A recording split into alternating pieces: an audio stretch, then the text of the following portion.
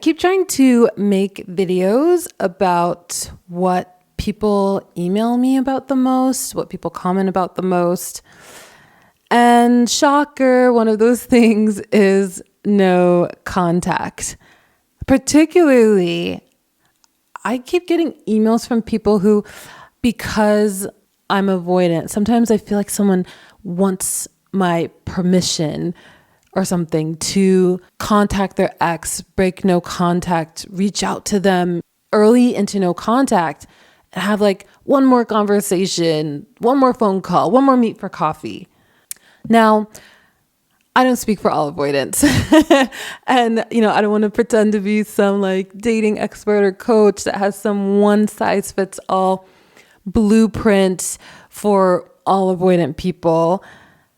However, I do want to talk about why I think it's so important how you handle those first couple of weeks of no contact, especially. Why they're so important to truly start to gauge if your partner will miss you, potentially come back to you, and you both reconvene in a healthier version of the relationship. But first, if you're brand new here, welcome to Confessions of an Avoidant. My name is Wando, and welcome. Or welcome back if you're not brand new here. Love you. Okay, the first 2 weeks of no contact are so important in helping you develop momentum in two ways. So the first way is no contact is truly, truly an opportunity for you to gain some power back, gain some autonomy back to help you like get back to your old self before you even knew this person. Now, I know that that's not the reason any of you clicked this video, so we can talk about that second. The other reason how you handle those first 2 weeks are so important is because if there is a potential for your ex to regret wanting to be single or breaking up, those first 2 weeks, how you handle them will really help to kickstart the process of them missing you, of them feeling like the grass isn't greener without my ex in my life, and the positive associations of you and the relationship rising to the surface higher and higher and higher, and really pushing down the negative associations lower and lower and lower. Why?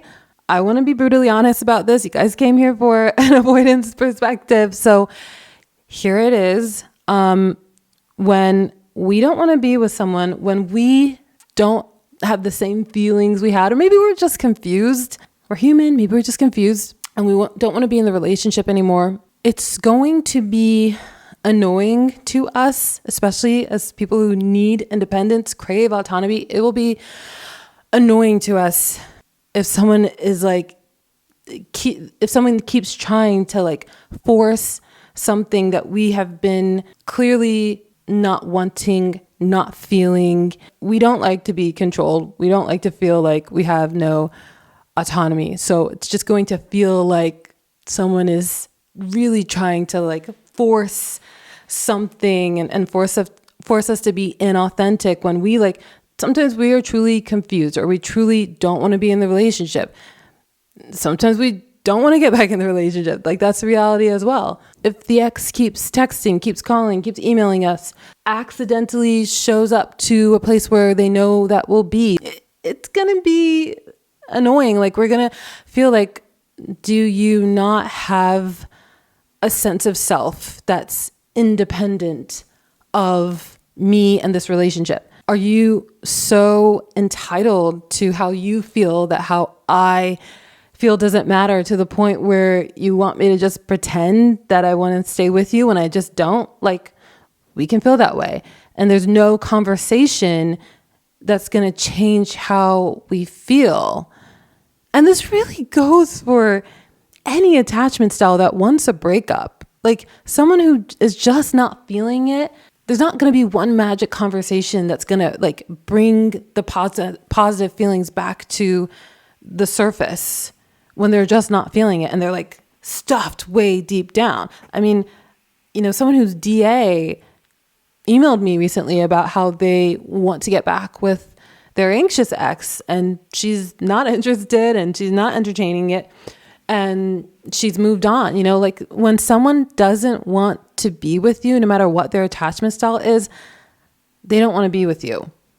Now, they could change their mind. I mean, I've had 2 relationships with anxious exes. One was about 1.5 years. One, I only dated the guy for like 2 months. Within 1.5 months, I knew I've vetted this person enough in the dating phase. We are not compatible. But with the other one that was longer, I think I was truly confused and I didn't want to be with him, and we were clashing so much.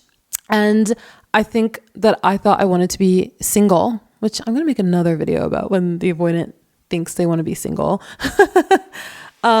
But that's what I thought. I didn't know. I that was only my 3rd relationship. It was the first time I had dated a very, very anxious person who just had behaviors I had never seen in a relationship before. And we just clashed so much. Like there was one night we got in this huge fight and we were like living together. This is for like a month. And he just like kicked me out, threw all my on the street. I mean, he was so dramatic. Like I had to find somewhere else to live like in an hour. But my point is, like, I just never dated someone that was like that intense, that passionate, like Jesus Christ. So I just felt like so alarmed, I guess. Like some of his behaviors were so intense, and then we would both like frustrate each other, get under each other's skin. And so I thought we weren't compatible, and I was having all of the negative associations of him just be completely at the top. And I think we had just fought so much that we like reached this point where we had this big fight.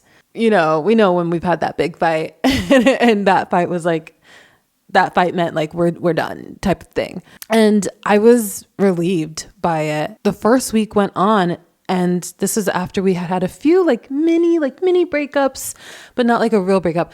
As the first week went on and he was not contacting me, he was not getting in touch with me, he wasn't showing up to where I was staying like he'd done in the past. That first week I was like, what?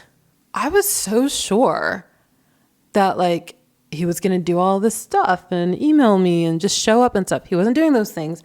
And I like actually got to live life without him. And I actually got a chance to miss him, I guess. And in dating other people, I realized, okay, maybe it's not that there's some other person out there for me or that I should be single. Maybe it's just that what I didn't understand and what he didn't understand either. It's not like there's one bad guy. What we both didn't understand is that we could navigate our conflicts and our differences better. And I felt like he could manage his insecurities better, and I could manage my communication better, and we could come back together and just understand each other better. But if that breakup had been like those little mini breakups that we had before that, where like he would not leave me alone, then he wouldn't like kickstart that process of me actually getting to miss him, miss the relationship, miss being someone's girlfriend, miss walking down the street, going to the pizza place and the corner fish and chip shop with my man, you know, miss those things and miss what I enjoyed about him and stuff. So that's why how you handle those first couple weeks are so important. If you're like trying to force something, it's gonna just push someone away further who doesn't want to be with you. And my original point about no contact is an opportunity for you to be like, this person might not want to be with me. Do I want to spend weeks and months of my life obsessing over someone who, like, the 3-month mark where the avoidant's supposed to come back comes around and they don't come back and they don't come around? Like, the power of no contact is it's an opportunity for you to truly get back to the person you were before this breakup and this relationship was driving you crazy. Get into your hobbies, get into your interests, you know, get back to yourself concept, prioritize what makes you happy as an individual person.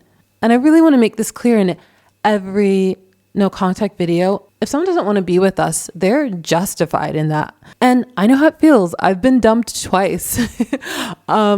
It sucks. It sucks when you were happy to continue in a relationship and somebody else wasn't. But I'm good at like just accepting someone who like doesn't want to be with me. Like, I don't want to be with someone who doesn't want to be with me.